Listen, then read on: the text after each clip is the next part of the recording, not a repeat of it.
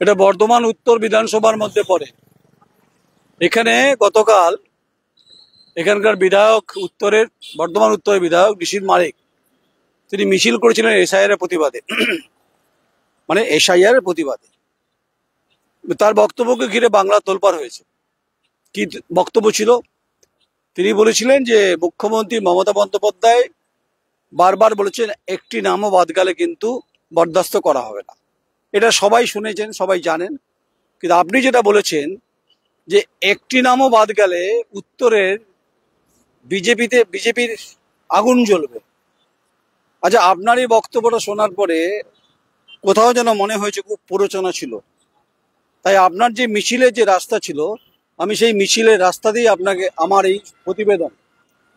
প্রথমত যে আপনি এই কুকথা বলেছেন, এটা আপনি নন, এর আগেও রাজীব বন্দ্যোপাধ্যায় বলেছেন বাংলা আগুন জ্বালিয়ে দেবেন, পার্থ ভৌমিক বলেছেন আগুন জ্বালিয়ে দেবেন, অনেকেই বলেছেন বাংলায় আগুন জ্বালিয়ে দেবে। এসআইআর চালু হওয়ার আজ থেকে তার অ্যাক্টিভিটি শুরু হবে 1 নভেম্বর থেকে। যেহেতু পশ্চিমবঙ্গ, তামিলনাড়ু, কেরালা, পন্ডিচেরি, আসামে ইলেকশন আছে, তাই এই 5টি রাজ্যে নির্বাচনকে মাথায় রেখে এসআইআর চালু করা হচ্ছে। আর ভারতবর্ষ জুড়ে যে বাকিগুলোতে এখনই চালু করা হচ্ছে না। এখন হচ্ছে দেশ এই এসআইআর কে পরিপ্রেক্ষিতে, এসআইআর কে সামনে রেখে তৃণমূল কংগ্রেসের এই যে মিছিলের গতকালের পতাকা, তাহলে আপনি যে কথা বলেছেন তার পাল্টা আপনাকে বিজেপি দিয়েছে, আক্রমণ করেছে। আমি আপনাকে বলছি, মানে আপনার বিরুদ্ধে বলছি সেটা নয়। বিষয় হচ্ছে বাংলায় গণতান্ত্রিক পরিবেশ সুসজ্জিত থাকবে, এটাই হচ্ছে রে বাংলার কালচার, পলিটিক্যাল কালচার। তাহলে আপনি যখন বলছেন যে বর্ধমান উত্তরে বিজেপিতে আগুন লাগিয়ে দেবেন বলছেন, ওটার জবাব বিজেপি দেবে, ওটার মোকাবিলা বিজেপি করবে। এটা তো আমি করতে আসিনি। আমার আপনার কাছে স্পেসিফিক প্রশ্ন, বর্ধমান উত্তরের আপনি বিধায়ক, আপনাকে সম্মান দিয়ে বলছি, যেহেতু আপনি জনপ্রতিনিধি, জনগণের দ্বারা নির্বাচিত আপনি প্রতিনিধি হয়েছেন। এই কথা শোনার পরে আপনার কর্মী সমর্থক উত্তেজিত হয়ে যাবেন, তারা রেগে যেতে পারেন আমার উপরে। কিন্তু আপনি আমাকে বলুন নিশীথ মালিক মহোদয়, বর্ধমান উত্তর বিধানসভা অত্যন্ত কৃষি অধ্যুষিত এলাকা, যে এলাকাতে কৃষির উন্নয়নের ক্ষেত্রে গুরুত্বপূর্ণ ভূমিকা আপনি নিয়েছেন কি? এ প্রশ্ন আপনাকে আজ করছি। মিছিলে আপনি সে কথা বলেননি যে কৃষির অধিকারের প্রশ্নে, অগ্রাধিকারের প্রশ্নে মানুষের মানোন্নয়ন, কৃষকের সমৃদ্ধি আমি করেছি, এ কথা আপনি এসআইআর মিছিলে বলেননি। আপনার বিভিন্ন বক্তৃতা আমি শুনেছি, সে কথা আপনার কোনো সময় পাওয়া যায়নি। যা পাওয়া গেছে, যদিও 100 দিনের কাজের বিষয়ে অর্থ বরাদ্দের ক্ষেত্রে সুপ্রিম কোর্টের নির্দেশ যা তাদের চালু অনেকদিন পর চালু হচ্ছে। আপনারা অভিযোগ করেছিলেন, অভিযোগের সত্যতা আছে, তা নিয়ে সন্দেহ নেই। তাহলে কৃষক তার অধিকারের প্রশ্নে এখানে ভুলণ্ঠিত হলো কেন? হয়েছে, ভুলণ্ঠিত হয়েছে। কৃষককে তার ফসলের দাম সঠিকভাবে যদি পেয়ে থাকেন, তাহলে নিশ্চয়ই আপনার গর্ব অনুভব করা উচিত। এই কৃষি উর্বর বর্ধমান উত্তর বিধানসভার মধ্যে পড়ে, যেটা আপনি তার বিধায়ক, জনপ্রতিনিধি। একদম ওদিকের ফাগুপুর থেকে শুরু করুন, বেলকাস থেকে শুরু করে এদিকে বরশুল থেকে হাটগোবিন্দপুর একদম হচ্ছে একদম চলে যান হচ্ছে বহুদূর বিস্তৃত যতটা আপনার বিধানসভা আছে। একসময় বামেদের গড় ছিল, পরবর্তীকালে আপনার ক্ষমতা পরিবর্তনের সঙ্গে সঙ্গে আপনি বিধায়ক হচ্ছেন। আপনি 2016তেও ছিলেন, 2021এও ছিলেন।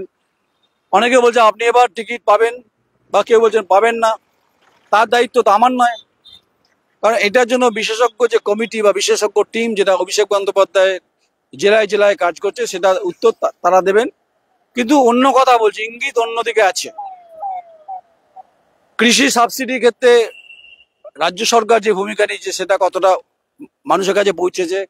কৃষক তার ফসলের দামের ক্ষেত্রে কি অবস্থা রয়েছে? সারের কালোবাজারি ফোরেদের রোকা গেছে কিনা, সেটার প্রশ্ন ছিল। বর্ষায় ক্ষতিগ্রস্ত হয়েছে ফসল, শাকসবজি, গত বছর 24-এও হয়েছিল 5ই ডিসেম্বর। কৃষক তার অধিকার পেয়েছে কিনা পঞ্চায়েতের মাধ্যমে, গ্রাম পঞ্চায়েতের মাধ্যমে, পঞ্চায়েত সমিতির মাধ্যমে? দুটো পঞ্চায়েত সমিতি, একটা বর্ধমান 1 নম্বর পঞ্চায়েত সমিতি, একটা বর্ধমান 2 নম্বর পঞ্চায়েত সমিতি। এবং হচ্ছে এখানে বরশুলের দামোদরে বালি রয়েছে, এখানে বৈধ অবৈধের ব্যাপার আছে। বৈধ বালি থেকে কত অর্থ সংগৃহীত হয়েছে, আর অবৈধ বালি থেকে সংগৃহীত হয়েছে নাকি কারো পকেটে চলে গেছে? আর প্রশ্ন হতে পারে আপনার নিশীথবাবু যে বালির সঙ্গে আমার কি সম্পর্ক আছে, মানে আমি আপনার কথা বলছি, অবশ্যই সম্পর্ক আছে। আমার স্পেসিফিক আপনার কাছে প্রশ্ন যে বিধানসভাতে অধিবেশনে যখন চলে, কখনো অর্থ বাজেট হোক, কখনো বর্ষাকালীন অধিবেশন হোক, বা কখনো উইন্টার সেশন হোক, আপনি বিধানসভায় কতগুলো প্রশ্ন করেছেন নিশ্চয়ই আপনার কাছে আছে, থাকা উচিত। জল জঙ্গল অধিকারের প্রশ্নে আপনি করেছেন, রুটি কাপড়া মাকানের প্রশ্নে করেছেন, কৃষকের উন্নয়নের ক্ষেত্রে করেছেন, চাকরির প্রশ্নে করেছেন, চাকরি পাওয়ার ক্ষেত্রে করেছেন, কর্মসংস্থান এবং বিনিয়োগের প্রশ্নে কৃষিভিত্তিক শিল্পের ক্ষেত্রে বলেছেন। কটা বলেছেন? Calling attention, mention, zero hour, এই সমস্ত যে পদ্ধতি, বিজনেস অ্যাডভাইজারি কমিটির যে যেটা প্রথা নিয়ম। আচ্ছা, আমি কেন বলছি আমি বিধানসভা বিট করি? আপনার সঙ্গে আমার ব্যক্তিগত সম্পর্ক থাকলেও সাংবাদিকতা যখন করব, পোস্টমর্টম করব, স্বভাবত আপনাকে সামগ্রিকভাবে সামনে যেহেতু নির্বাচন, আর এসআইআর যখন শেষ হবে ফেব্রুয়ারি মাসের ফার্স্ট উইকে বা জানুয়ারির শেষ দিকে নির্বাচনে মোড়ে চলে আসবেন। ইতিমধ্যে বিশেষজ্ঞ এবং বিশেষ টিম অলরেডি সমীক্ষা করছে যে কে টিকিট পাবে, কে টিকিট পাবে না। তাদের পারফরমেন্সের ভিত্তিতে এবার কথা হবে। কিন্তু এই পারফরমেন্সে আপনি কি উদরে গেছেন? তাহলে বিধানসভায় আপনি যে সমস্ত প্রশ্নগুলো করেছেন, তাহলে আপনি সেগুলো সাজিয়ে রাখবেন। আশা করি আপনার কাছ থেকে, আমি আশা করব, being a journalist, being a সাংবাদিক, দীর্ঘ অভিজ্ঞতার বৈতরণী পার করার পর আপনি পলিটিক্যাল ডেমোক্রেসিতে আপনি যেমন দীর্ঘদিন আছেন, জনগণের দ্বারা নির্বাচিত আপনি যখন প্রতিনিধি, তেমনি আমিও জনগণের কাছে দায়বদ্ধ, প্রশ্নের উত্তরগুলো আমি তাদের হয়েই করছি। আশা করি এই মানোন্নয়নে কৃষক, কৃষি ব্যবস্থা, সামাজিক স্তরের ব্যবস্থা, মেয়েদের নিরাপত্তা সুনিশ্চিত করা, শিক্ষার প্রশ্নে, অধিকারের প্রশ্নে, কলেজের মানোন্নয়ন, কলেজের নির্বাচন, হাটগোবিন্দপুর কলেজের নির্বাচন, এই সামগ্রিক, এবং হচ্ছে বর্ষুলে ছোট ছোট শিল্প হলো কিনা, অবৈধ বালি উত্তোলনের ভূমিকা কি, এই সমস্ত প্রশ্ন বিধানসভায় মুখ্যমন্ত্রী যখন থাকেন করেছেন, মুখ্যমন্ত্রী না থাকলেও করেছেন। এই প্রশ্ন আপনাকে করলাম। যদি উত্তর দেওয়ার, আপনার মোকাবিলা করার ইচ্ছা থাকে বা যদি বলার থাকে, আপনি আমাকে বলবেন, আমি আপনার কাছে যাব, এক কাপ চা খাবো, গল্প করব, গল্প করতে করতে কথা হবে। যদি বলেন বটসুলের দামোদরের পারে পা দুলিয়ে দুলিয়ে কথা, হ্যাঁ সেখানেও হতে পারে। যদি বলেন না আপনি বটসুলের সুতো কলের সামনে আসুন, সেখানেও হতে পারে। যদি বলেন যে হাটগোবিন্দপুর কলেজের ক্যাম্পাসে আসুন, সেখানেও হতে পারে। যদি বলুন পালিতপুর ইন্ডাস্ট্রির ওখানে আসুন, সেখানেও হতে পারে। এবার আসি পালিতপুর ইন্ডাস্ট্রির কথা। বিধায়ক সাহেব, আপনাকে বলছি শুনুন, এই যে পালিতপুর ইন্ডাস্ট্রিয়াল জোন, যেটা নিয়ে বৃহত্তর অভিযোগ আছে, যে অভিযোগটা আমি পেয়েছি, জানি না অভিযোগ আপনি বলতে পারবেন। পলিউশন কন্ট্রোল মেশিন, যা দূষণ নিয়ন্ত্রণ করার ক্ষেত্রে যে ভূমিকা, এই বিভিন্ন স্পঞ্জ আয়রন কারখানাতে সত্যি কি আছে? যদি থাকে তাহলে সেগুলোকে ব্যবস্থা নেওয়া হয়েছে? আমি যতদূর সংবাদ পেয়েছি, যেখানে কিন্তু অধিকাংশই হচ্ছে পলিউশন কন্ট্রোল মেশিন নেই, এবং এখানে হচ্ছে বিভিন্নভাবে নেতাদেরকে ম্যানেজ করে এখানে চলে এখানে ব্যাপারটা। এটাও তো বিরাট একটা ভূমিকা। তাহলে এই বামেদের আমলে হচ্ছে স্পঞ্জ আয়রন কারখানা, এই কারখানাগুলো গড়ে উঠেছে। আচ্ছা, শ্রমিকের মৃত্যু হয়েছে, সেটা আপনি ভালো করে জানেন। এতগুলো প্রশ্ন কেন এলো? আসলে পালিতপুরের আকাশ বাতাস ধোঁয়ায় ভরে গেছে, পলিউশন হয়েছে, হার্টজনিত বা হৃৎপিণ্ডের রোগ হচ্ছে, ফুসফুসজনিত রোগ হচ্ছে, লাং প্রবলেম হচ্ছে, গর্ভজাত মায়ের সমস্যা হচ্ছে, বন্ধ্যাত্বকরণের সমস্যা হচ্ছে। এটা বিজ্ঞান কথা বলে যে অধিক মাত্রায় যদি তাপমাত্রা ছড়ায়, বায়ু দূষণ হয়, সে বায়ু দূষণের এফেক্ট হচ্ছে, অবশ্যই হবে। যদি পলিউশন কন্ট্রোল মেশিন থাকে তাহলে কিন্তু কন্ট্রোল করা যেত। মনে হচ্ছে নেই। সংবাদ নেবেন আপনি। এই সামগ্রিক যে আপনার যে পঞ্চায়েতগুলো আছে, পঞ্চায়েতের মানোন্নয়নের ক্ষেত্রে আপনার ভূমিকা, আপনি কি করেছেন? নিশ্চয়ই প্রশ্ন আপনার কাছে সাংবাদিকরা করবে, আমি তো করবই করবো আপনাকে। যত ভোট আসবে, যত এগিয়ে আসবে, টেম্পারেচার বাড়বে, যখন বলছেন আগুন জ্বালিয়ে দেবো, তখন ওই প্রশ্নগুলো থাকবে। আপনি আগুন জ্বালাবেন, সেটা আপনার রাজনৈতিক এটা স্ট্র্যাটেজি, আপনি বলতেই পারেন। বাংলায় গৃহযুদ্ধ এখনো তৈরি হয়নি।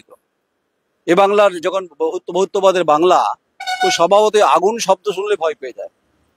আগুন নিয়ে খেলা না, আমরা কেউ করি না, আর আপনিও করবেন না। আপনি একজন শিক্ষক মানুষ, আপনাকে আমি শ্রদ্ধা করি, ও শ্রদ্ধার সঙ্গে বলছি, এসআইআর চালু হলে মোকাবিলা রাস্তায় করবেন, বিজেপির সঙ্গে আপনারা বিরোধিতা করবেন, মোকাবিলা, সেটা আপনাদের প্রেরোগেটিভ, এটা ডেমোক্রেটিক চয়েস।